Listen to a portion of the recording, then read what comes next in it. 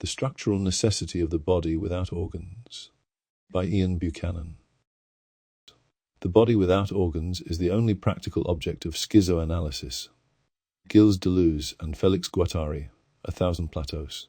The body without organs is one of the most important concepts in the schizoanalytic framework Deleuze and Guattari invented. Yet one would struggle to answer the basic question, what is the body without organs? In large part, this is because there is more than one answer to this question. Not only does the concept of the body without organs have several dimensions, not all of them entirely consistent with each other, it is also inconstant. The body without organs evolved continuously as a concept, and I am aware that Deleuze and Guattari insisted that it wasn't a concept. I will deal with this issue below. Its first iteration in the logic of sense is different in crucial ways from the later versions that appear in Anti-Oedipus and 1000 Plateaus.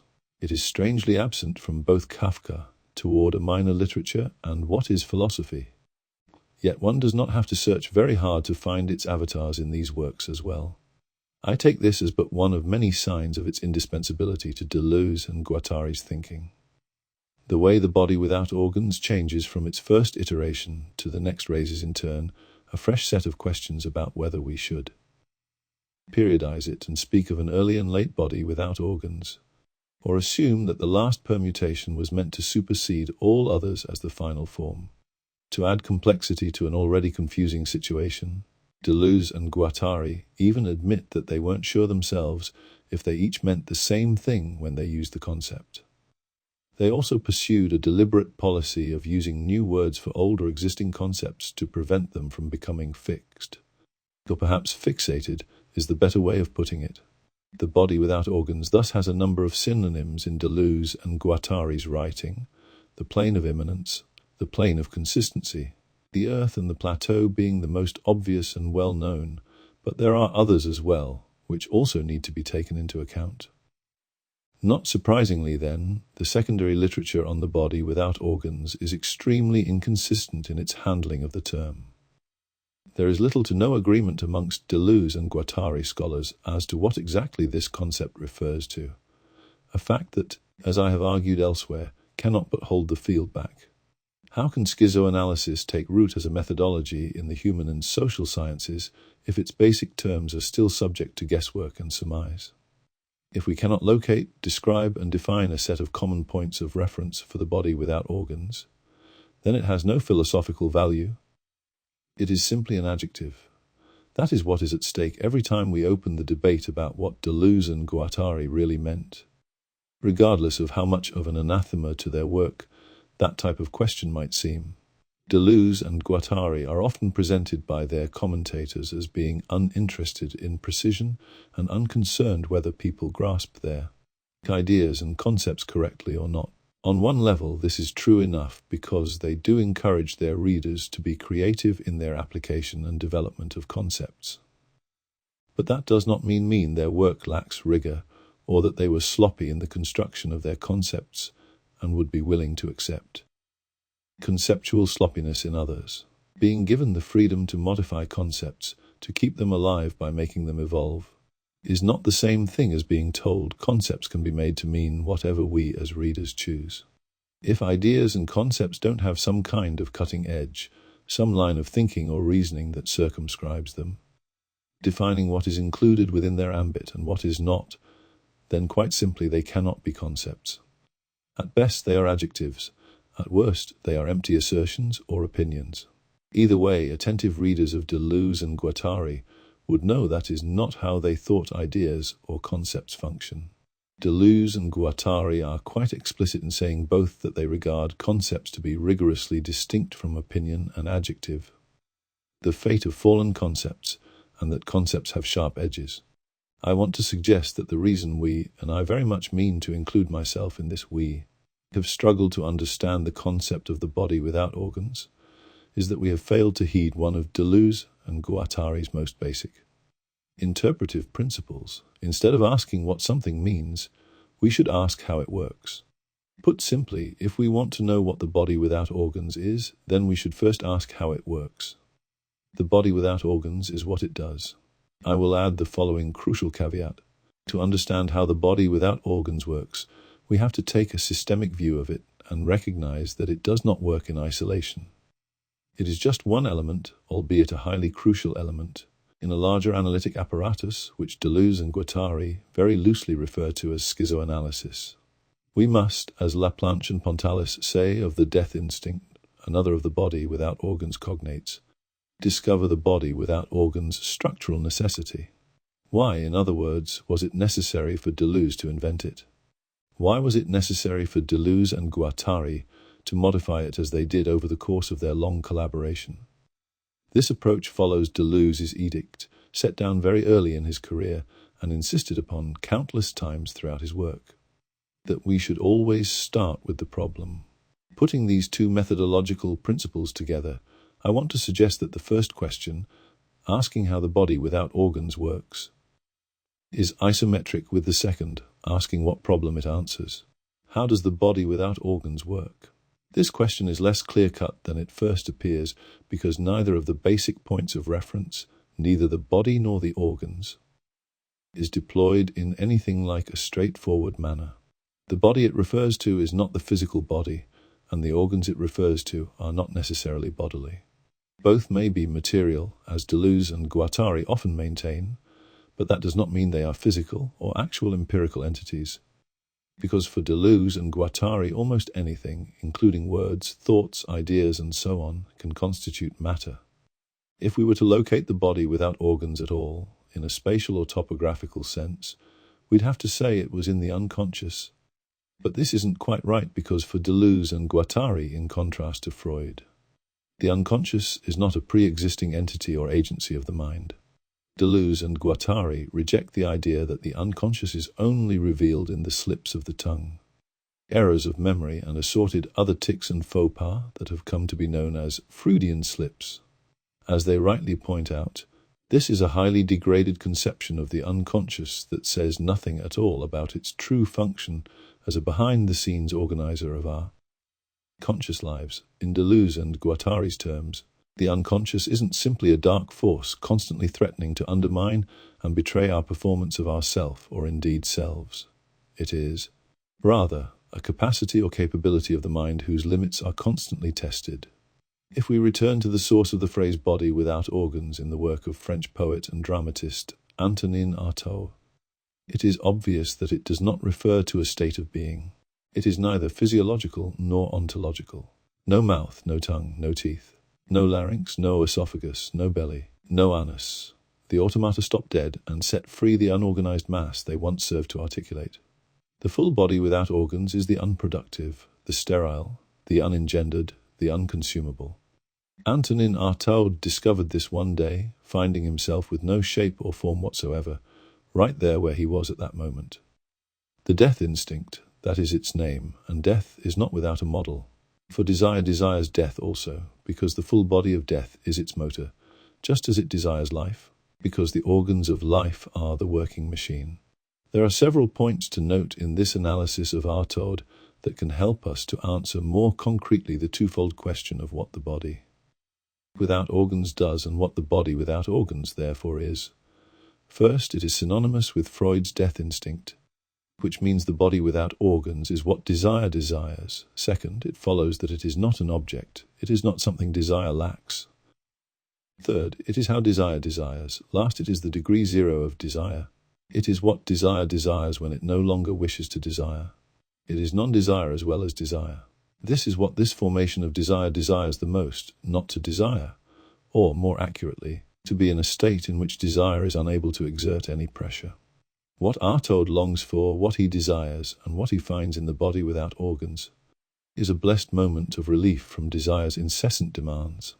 From a certain point of view, it would be much better if nothing worked, if nothing functioned. Never being born, escaping the wheel of continual birth and rebirth, no mouth to suck with, no anus to shit through. For Artaud, the organs, the mouth, the tongue, the anus, and so on, are importunate parasites or interlopers or invaders, constantly seeking his attention, demanding action of him, and ultimately driving him crazy, in the vernacular rather than clinical sense.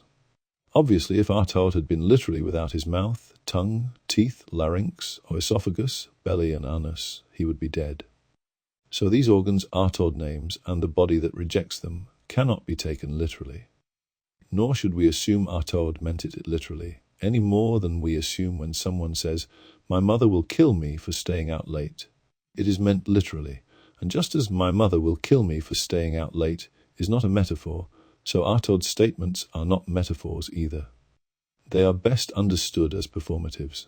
The simple point I want to make here is that language cannot be construed as a binary system with literal meaning on the one hand and metaphorical meanings on the other. This has long been understood in language philosophy.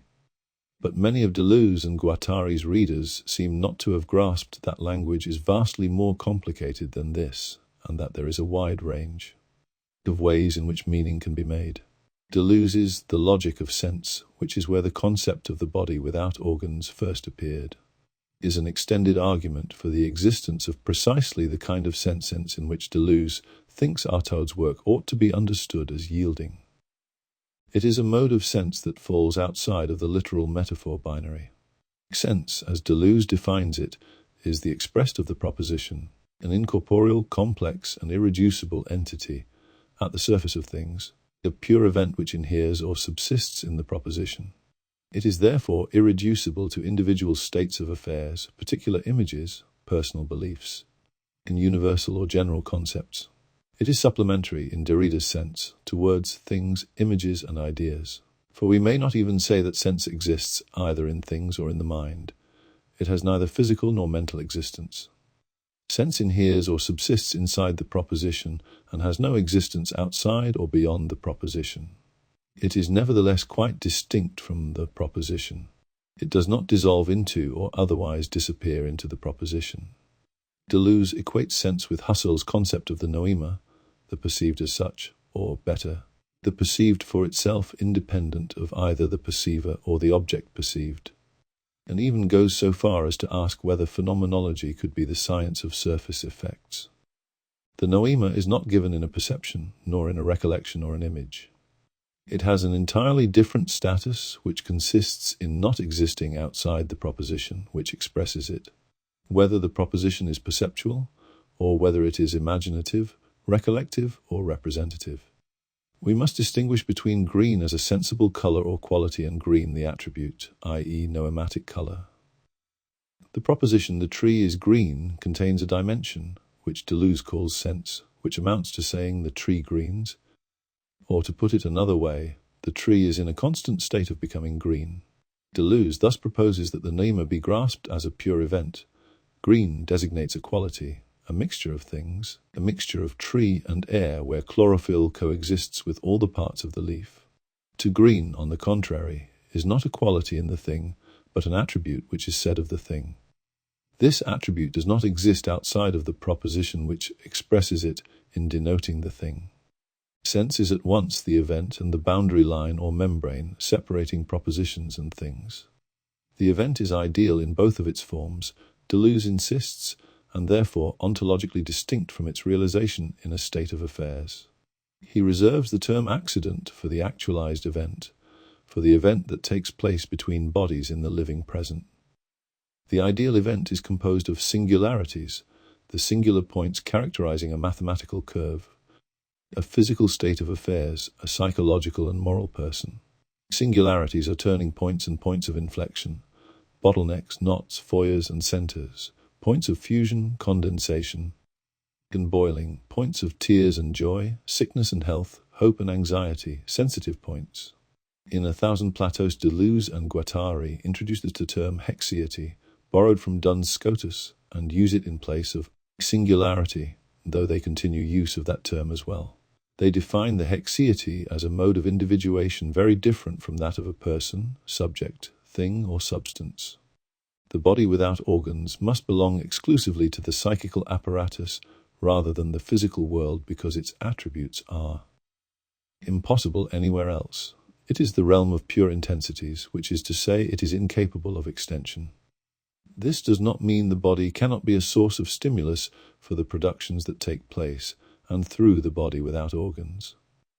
But it does mean that the body is not a useful reference point for trying to understand the body without organs. Deleuze and Guattari are explicit about this. They say it has nothing whatsoever to do with the body itself, or with an image of the body. It is the body without an image.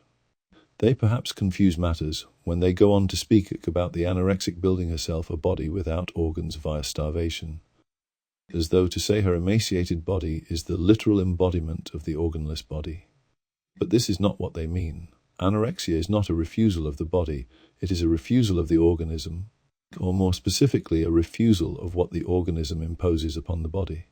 The theme of refusal is central to the notion of the body without organs. What it is refusing in this case, namely the organism, is coextensive with the body, but not identical to the body.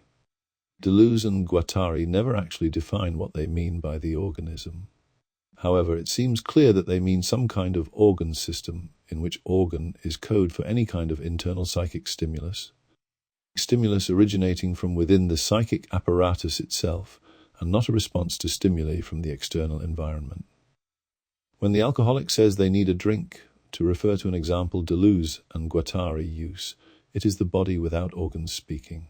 It may be that external circumstances, marriage breakup, job loss, too much or too little success, and so on, drove the alcoholic to look for a solution in a bottle in the first place. But that doesn't explain why the particular effect of alcohol is desirable. It is easy to assume that the alcoholic's purpose in drinking is to render themselves insensible to these external shocks to their conscious selves. But in saying that, we are also saying there is an agency or power greater than the sensate self that is willing and able to drive the self to sacrifice itself for the sake of its own comfort. Deleuze and Guattari call this agency, this power, the body without organs. It is an immanent power, however, not an overarching figure, like the superego, that the poor benighted self, the ego, feels it must answer to and whose edicts it must obey. Suicide, for example, is theorized by Zizek as the subject's attempt to send a message to the other, i.e., it is an act that functions as an acknowledgement of guilt. But this is not how Deleuze and Guattari view things. Indeed, in 1,000 Platos, they treat the other or superego, which they refer to as the face, as a pathological symptom of psychic disturbance. Instead of an authority figure like the superego riding roughshod over the ego and determining its actions by coercion and injunction, Deleuze and Guattari imagine a synthesizing figure, the body without organs, which operates by giving consistency to things in a way that makes sense. It does not elicit guilt from the subject, on the contrary, it empowers it. This is the key point to Artaud's cry. Being without organs made sense to him. It is a solution he can live with.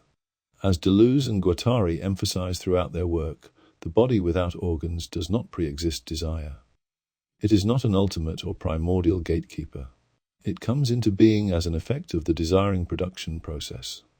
For example, when schizophrenic desire goes into a kind of productive hyperdrive, firing off thoughts and associations faster than the subject can process and put into perspective.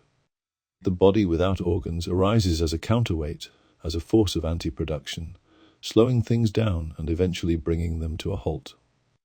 Deleuze and Guattari find an instructive example of this process in the schizophrenic table, observed by Henry Michaud in The Major Ordeals of the Mind, which is rendered non-functional as a table by years of useless additions. Supplements to supplements, the sign of an irresistible tendency to elaborate without ever being able to stop. The subject of endless production, the table is paradoxically incapable of producing anything itself. It cannot even perform its basic function as a table. It is unproductive in and of itself. It cannot produce anything. But more importantly, it sets a natural limit to production, eventually becoming so overly elaborate it cannot be augmented any further. Just as importantly, it achieves this unproductive state without anyone intending for it to happen. Death instinct. The death instinct, as Freud conceives it, has two dimensions, both of which are crucial to our understanding of the body without organs. First, the death instinct manifests itself as an apparently irrational or obsessive compulsion to repeat a particular set of ideas, behaviors or rituals in apparent defiance of the pleasure principle. The ideas, behaviors or rituals it obsessively repeats are not obviously in and of themselves pleasurable. The masochist's desire to be struck being the most obvious and well-known example of this. But Freud reasons, this behavior is in fact consistent with the demands of the pleasure principle, providing we grasp that it is the repetition process itself that gives rise to pleasure and not the specific set of ideas, behaviors, or rituals. As Freud argued with respect to his grandson's Forte game, repetition is the unconscious's means of obtaining mastery over discomforting stimuli. As such, it is both a mechanism of defense and an attempt at self-cure. The masochist turns the uncontrolled violence of the disciplining parent into a source of pleasure and control. The compulsion to repeat occurs at a level below conscious or even preconscious thought. It belongs to the order of the drives and is therefore experienced by the subject as an inexorable pressure, something they are helpless to avoid. It is machinic inasmuch as, like all machines, it operates regardless of how we feel about it. Just as our car engine continues to turn over irrespective of how we feel, so the drives spur us from within irrespective of how we feel about them. For instance, at a certain point in our lives, typically prepubescence, we may feel a set of affects that we will later learn to identify with sexual arousal without being emotionally ready for or even interested in sex as an idea, much less a set of behaviors in any of its possible permutations. We experience these affects, these unfamiliar feelings, because like the car's engine, our sexual instincts know nothing of the emotional readiness of the self in the driver's seat and would not be affected by it even if they did. We feel sexual urgings even if we are not able to interpret them as such. This is precisely why the drives can be a source of emotional conflict for us. They push us in a direction we do not necessarily want to go, but nevertheless feel unable to refuse. Psychoanalysis as a therapeutic discourse is largely devoted to understanding the various and often highly creative psychological compromises we reach with our drives. But, Freud asks, what is the nature of the connection between the realm of the drives and the compulsion to repeat? At this point, we cannot help thinking that we have managed to identify a universal attribute of drives, and perhaps of all organic life, that has not hitherto been clearly recognized. Drive might accordingly be seen as a powerful tendency inherent in every living organism to restore a prior state, that of their inorganic origin. This brings us to the second, and from the point of view of the body, without organs, ultimately more important, dimension of the death instinct. Freud's hypothesis is that this drive to repeat is historical rather than mechanical in nature. It archives evolutionary change in the organism, but seems not to have any specific biological purpose. His examples are the spawning patterns of certain fish and the migration of some birds, which appear to have no other purpose than to return the creatures to a previous domain. What intrigues him is the pull this previous domain continues to exert on the creature, long after it has evolved away from and in a completely different direction from its origins. Why must salmon spawn in fresh water even though they live most of their life in salt water? There does not seem to be any good reason for this. When Freud speaks of death, it is this other domain that he is referring to, the domain before life, rather than the domain after life. His conclusion that the goal of life is death does not mean death is something we long for. Freud's point is not that deep down we want to die. He is not saying that in the midst of life all we want is death. Rather, what we as a species want, and this explains the purpose of the life drives, is to die in our own particular way. The death instinct is charged with the task of safeguarding the organism's own particular path to death and barring all possible means of return to the inorganic, other than those already imminent. The death it seeks is not the end of life as such, but a return to the inanimate state that preceded life. The so-called life drives, by contrast, aim to preserve and extend life to enable us to realize our ultimate goal of dying in our own way, which is not to say by our own hand. What we seek in effect is the peace and quiet of the inanimate state we, as a species, were in before we took our first breath. Insofar as the death instinct is concerned, what we want is to never have lived at all. Freud's death instinct clarifies our understanding of the body without organs in two ways. Firstly, as we have just seen, the whole impetus of the death instinct is to prolong a prior state, an inorganic before the body and mind sense without being able to know. It is not imagined so much as felt, at some level well beneath both the conscious and the unconscious. Secondly, The death instinct manifests as a compulsion to act, often, indeed usually, without any sense of why we should or must. Act in a particular way, and frequently in the face of common sense and reason. This is precisely the point of Artaud's demand for a body without organs. Besieged by demands from within, demands which are like so many extra, and as it were unneeded organs, Artaud longs for the peace of an organless body. The degree zero of desire, in most instances, then at least in its earliest materialization in Deleuze and Guattari's thinking, the body without organs manifests itself as a refusal, or even more strongly as a repulsion, not to be confused with repression. Not in the conscious sense of an I put off or disgusted by something external to it, but in the deeper and, dare I say, more visceral sense of an unconscious and essentially defensive response to stimuli produced by the unconscious system taken as a whole, which is by no means limited to the stimuli produced within the confines of the skull, but includes the entire sensory apparatus. Deleuze and Guattari initially referred to these internal stimuli as desiring machines, but would later term them affects and becomings. Having grown uncomfortable with the narrowly sexual reading many of their commentators made of desiring machines. I will say more about desiring machines in a moment, but first I want to emphasize that the body without organs belongs to the order of what Freud referred to as the primary processes, i.e. desiring production or the passive syntheses, the realm of the drives, which he contrasts to secondary processes, the realm of waking life. There, as Freud explains in his essay Beyond the Pleasure Principle, an essential touchstone for Deleuze and Guattari, cathexes can easily be transferred, displaced, compressed, in a way that would be impossible in either the preconscious or the conscious. Desire is both infinitely mutable and utterly mercurial, subject to constant change and ceaseless transformation.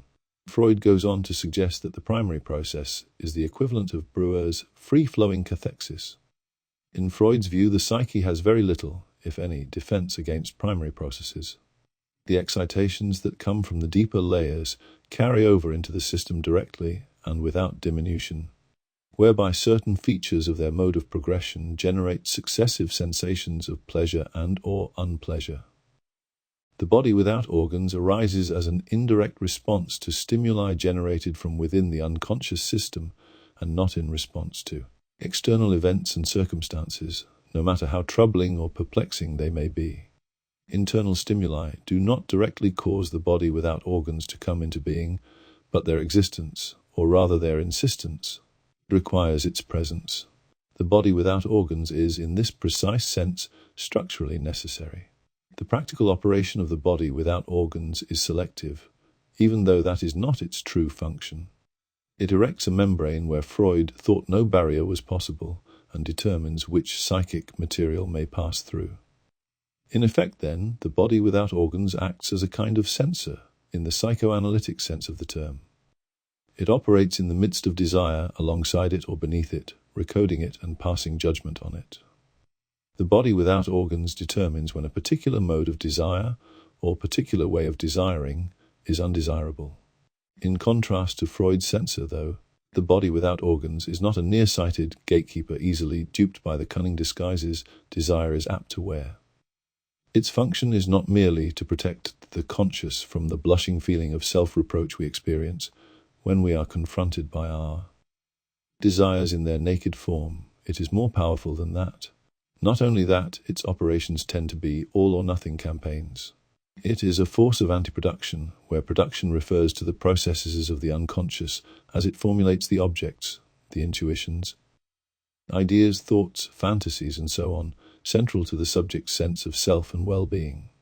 In order to resist organ machines, the body without organs presents its smooth, slippery, opaque, taut surface as a barrier. In order to resist linked, connected, and interrupted flows, it sets up a counterflow of amorphous, undifferentiated fluid. In order to resist using words composed of articulated phonetic units, it utters only gasps and cries that are sheer unarticulated blocks of sound. The body without organs does not regulate the flow of good and bad unconscious thoughts as the censor does in Freud's work. It actively and aggressively seeks to drown out and bring to a halt the production of thought. The imagery Deleuze and Guattari use here of counterflows of amorphous, undifferentiated fluid, and so on to describe how the body without organs functions is drawn from Deleuze's discussion of Melanie Klein's theory of partial objects in the logic of sense. Artaud is brought into this discussion as an example of what Klein means. It is worth reminding ourselves of this fact because it means Deleuze was already working on the concept of the body without organs before he met Guattari. Guattari has said that it was this concept particularly that drew him to want to meet Deleuze, which is to say he was already thinking about schizophrenia and its particular affects and effects before his collaboration with Guattari would make that the focus of his work for more than a decade. This is important because it means we have to reject the tired and utterly cliched image of Deleuze as the pure philosopher only interested in purely philosophical ideas who was corrupted by his contact with Guattari, touted by both Badiou and Zizek, both of whom ought to know better. Second, it reminds us thus that the origins of the term body without organs and the thinking behind it are heterogeneous, meaning that we cannot simply look to Artaud as the defining authority capable of providing the first or last word on the subject. There is perhaps a third reason too, which is that as one charts the movement from Deleuze's first use of the term body without organs in the logic of sense through to its later iterations in both Anti-Oedipus and 1000 Plateaus, it becomes clear that the concept of the body without organs evolved constantly and considerably. This underscores my previous point, namely that Artaud cannot be used as the final arbiter of what the body without organs means. At best, he opens a window onto its existence. One can also say that Melanie Klein sensed its existence independently of Artaud, though perhaps she didn't quite grasp its clinical significance, as evidenced by her reluctance to develop the term, as did several other artists and theorists important to Deleuze and Guattari. What particularly interested Deleuze about Klein is her geography and geometry of living dimensions, that is, her distinction between the so-called paranoid schizoid position of the infant and the depressive position which is supposed to succeed it. One can see in this the precursor to Deleuze and Guattari's interest in maps and diagrams.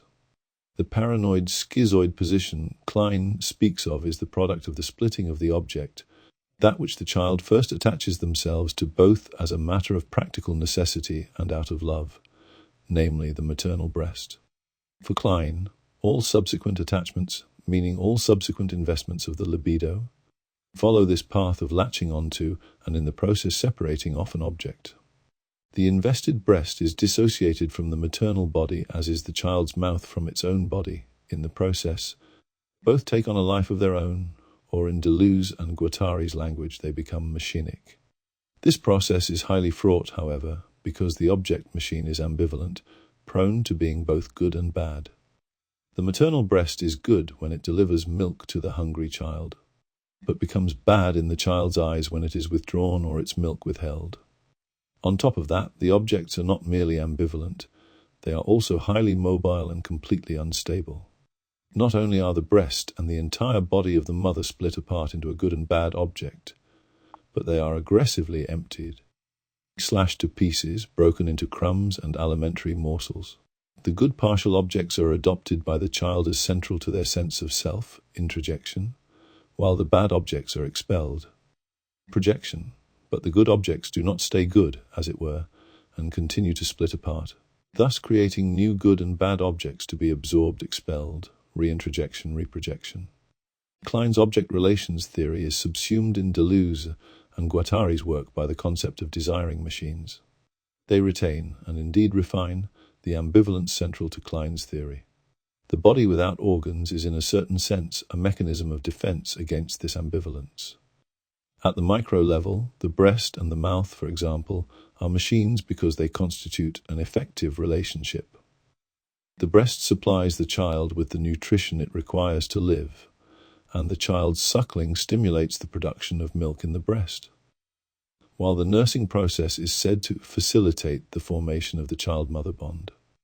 At the macro level, the breast and the mouth are machines because they begin the process of forming the child as a subject by organizing his or her body in a particular way.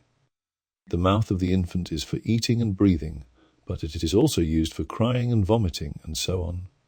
But over time it is also used for speaking, and eventually this function becomes dominant, with even breathing consigned to the nose. At that point, the mouth ceases to be machinic. What matters now are the words and sounds that issue from it. Its machinic quality is displaced onto language. Pathology makes its appearance when this ordering of the machines is undone, or comes somehow intolerable, as in the example of the anorexic. This is what Deleuze and Guattari mean when they say desiring machines only work by breaking down. Their effect is always potentially as disordering as it is ordering, particularly when, as in this example, the machinic possibilities appear endless. Desiring machines are not in and of themselves pathological, but they do nevertheless have a pathological modality, which is characterized by what I will term the eruption of immanence. Desiring machines make us an organism, but at the very heart of this production, within the very production of this production, the body suffers from being organized in this way, from not having some other sort of organization, or no organization at all. As Deleuze and Guattari clarify in the following paragraphs, the body they are referring to here is the body without organs. When this body rebels, it overturns all the existing hierarchies, all the established benchmarks, and to a greater or lesser degree induces chaos. If the mouth acquires the status of speaking machine, its purpose becomes transcendent, inasmuch as it lays outside of itself. The production of words, a function that can be subsumed by other machines. We can write, make films, music, and so on. To put it another way, when the mouth starts to speak, it must give up its other functions, eating, vomiting, crying, and so on, and enter a realm in which it is relatively unimportant. Now what matters are the words that flow from it, not the mouth itself. In 1,000 Plateaus, Deleuze and Guattari describe this process as deterritorialization. When immanence is restored, however, the mouth regains its vital machinic ability to form new connections, but at the cost of its ordered place in the world. It becomes machinic in itself when it ceases to speak and instead utters gasps and cries and other unarticulated sounds. It enhances this power by reasserting its bodily ability to bite and chew and spew and so on. These are not regressions in Freud's sense, because they do not constitute a return to childhood as such. Rather, what is at stake is an eruption of immanence and a corresponding loss of transcendence. Chaos and disorder reign when the desiring machines become autonomous, when they break free from the necessary constraints of the organism as a whole. This eruption of immanence is, I want to stress, pathological. It is a schizophrenic effect signaling the onset of psychosis. I stress this because the material Deleuze and Guattari cite as examples of the eruption of immanence is often quite charming, bucolic even. As for instance, the seemingly beautiful scene they extract from Buchner's account of Lenz's mountain strolls. Everything is a machine. Celestial machines, the stars or rainbows in the sky, alpine machines, all of them connected to those of his body. The continual whir of machines. He thought that it must be a feeling of endless bliss to be in contact with the profound life of every form, to have a soul for rocks, metals, water and plants, to take into himself, as in a dream, every element of nature, like flowers that breathe with the waxing and waning of the moon. As conditioned as we are by more than 2 centuries of nature-driven romanticism, it is difficult for us to see this passage as anything but beautiful. It seems to betoken everything we strive for in this hypercultural age that constantly bemoans its disconnection from the natural environment. Here is someone who is fully in touch with and connected at the deepest levels to the one thing we postmodernists no longer know how to know, namely nature itself. For precisely this reason, we should be cautious. It is true, Deleuze and Guattari do at times, and this is clearly one of those times, make it seem as though the eruption of immanence is liberating. But one has to read them very carefully, because what they are saying is that it is liberating for the schizophrenic, who finds the pressure of staying within the confines of the transcendentally organized body and universe impossible to sustain. Lenz enjoys his mountain stroll precisely because it enables him to escape the claustrophobic atmosphere of his home and his church, his father and his pastor. This does not mean it is in and of itself liberating, that it should be treated as an image of freedom. In fact, it should be understood as a falling into illness. Schizoanalysis is the attempt to understand this illness for itself. What problem does the body without organs answer to? In the foregoing, we have only seen the body without organs in its negative light, as an agency of repulsion and anti-production. Although this was how the concept began life, it is not the whole story. The decade between Anti-Oedipus and 1000 Plateaus saw Deleuze and Guattari rethink the body without organs as a multi-dimensional concept, with both negative and affirmative capabilities. As part of this shift in their thinking, they also came around to proposing that the formation of the body without organs could be influenced by the subject's actions, while they still maintained that the body without organs was unengendered. They now allowed that it was also possible to act in such a way as to give rise to affirmative, or what they now termed healthy, bodies without organs as opposed to negative or cancerous bodies without organs. As an unengendered state, one can only achieve either of these outcomes, healthy or cancerous, through a process of experimentation. The difficulty being that at first glance, the two look very much the same. To the alcoholic, the perfect state of drunkenness, in which their consciousness has been dulled significantly but hasn't yet been extinguished altogether, is healthy, inasmuch as it enables them to be in the world in a way they find peaceful, in Artaud's sense of being free from the persecution of the organs. The trouble is, this state of being isn't sustainable. This discussion of the drugged state, which Deleuze and Guattari associate with the body without organs, is important because at bottom it is animated by the singular problem, which we've barely touched on, namely the problem that the very concept of the body without organs is conceived as an answer to. And that problem, quite simply, is what makes a drugged state, but by extension any state of being, desirable for itself? Deleuze and Guattari's answer is that it is the body without organs that makes a particular state desirable. In so doing, they are identifying a hitherto overlooked agency of the mind. The key to what I'm trying to say here is to be found in a short passage in Anti-Oedipus, whose profound implications I want to explore briefly in closing. Referring to schizophrenia, which is just one manifestation of the body without organs, Deleuze and Guattari say it is like love. There is no specifically schizophrenic phenomenon or entity. Schizophrenia is the universe of productive and reproductive desiring machines, universal primary production as the essential reality of man and nature. If we wanted to grasp the proper texture or character of the body without organs, then we could do no better than to think of it as a psychic phenomenon of the same order as love.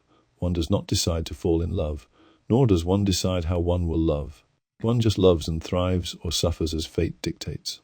And when one is in love, that feeling, if we can call something so profoundly altering as love a mere feeling, colors everything we do. This is why Proust can fill so many pages trying without ever fully managing to capture all of its effects and effects. This is not to say the body without organs is synonymous with love, because clearly it has a great many other modalities. Rather, what I want to say is that love is one of the possible forms the body without organs can take. But it can just as easily take the form of rage or depression, or any other feeling that arises without our willing it to do so and thereafter influences everything else that we think and do until a new feeling takes its place. To call this type of feeling a body without organs is a way of constructing a new topography of the psyche, and that is its core purpose. Conceptually speaking, it is, however, a topography of the transversal line, that is to say, the line that brings together disparate elements without actually joining them. The sparkle in the eye, the hint of a smile, the soft notes of the perfume, and the gentle music are joined by love, but not in the manner of putting pieces of a puzzle together and discovering either a lost unity or what might be termed a prospective unity. No, love itself is the whole that sits alongside these elements, uniting them yet leaving them separate too. The body without organs works in this way. It is a semiotic force, if you will, pulling together the disparate elements of our experiences and giving them consistency. The manifold ways this process occurs requires a work at least as long as Proust's, which is why both Deleuze and Guattari, in separate works and together, have no hesitation in describing Proust as a master clinician.